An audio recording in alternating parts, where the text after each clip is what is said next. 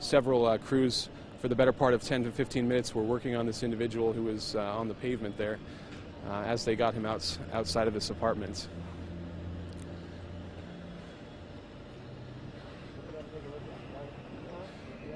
Did you guys see what happened? Did you? No, I was just working over there and I seen the smoke and we ran over here and we brung a ladder and we pushed this gentleman in there and he was looking for somebody and he was in the apartment next door, but the fire was protruding through. He's the actual guy you need to talk to. He went in.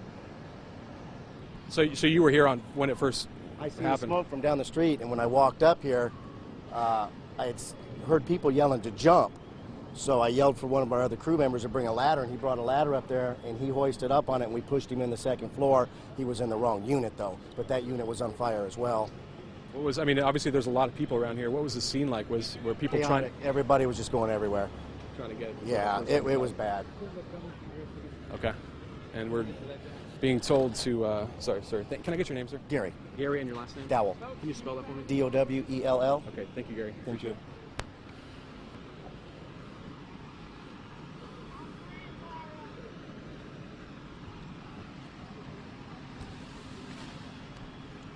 Sir, we understand you tried to get in there and free this guy. Can you tell me what happened, what you saw? I was just coming over the bridge and saw the place on fire, so I just came around and one gentleman was putting a ladder up on there, so as soon as he put the ladder up, I just ran up it, went in the window. It was the apartment next door, and the fire, I guess, just started in there. So when I got in, went through all the rooms, there wasn't anybody, and then the ceiling started coming down. I went out, and everyone was screaming that somebody was in the one next door, so I tried to go in that, and everything just started coming down on my back, and I screamed for him, and I couldn't see anything, and I couldn't hear anything, so I just came back out. I wasn't able to help him. Obviously, this is pretty emotional for you. You obviously did your best to help that person. What was going through your mind when you? I just want anything bad to happen to anybody, and that's not the way to get hurt. It's not the way to live or die. Do you live around here, sir? No, sir. I was just driving by. You were just driving by? Yes, sir. So do you know this gentleman here? No, I don't know. Everyone just kind of here. came running up. Yeah, I don't know anybody over here. Wow. So, hope he pulls through. So were police on scene first? Firefighters, I would assume, showed up quickly thereafter. But what was you were one of the first people on here? Yeah, when I pulled up, and then right after I came in, I saw an officer coming up, but I didn't pay attention. I just went in. Just went up there. So, I don't know. Sorry, sir, for all you've been through today. It ain't me. I'm not. This ain't nothing for me. Right. Well, thank you for stopping and helping.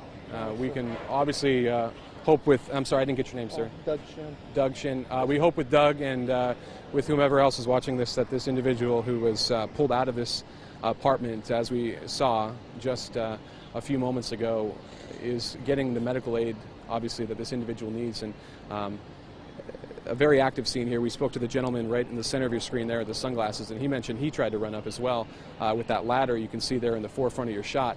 These people trying to get inside this apartment, as the initial reports went out with us as well on our way to this scene that someone was trapped inside that apartment. Obviously, people who saw this fire, who got here quickly, realized that as well and did everything they could to try to get inside this burning apartment and save this individual. As we see now, the hall ambulance taking away this individual who was pulled out of this apartment, presumably on his way to the hospital, Kern Medical Center. As Battalion Chief here puts back up the fire tape, this is, as we mentioned, a very active scene as firefighters begin their investigation into what happened. You can see firefighters still on the roof of this apartment. And as we mentioned just about a half hour ago when we got on scene, firefighters were making their second sweep.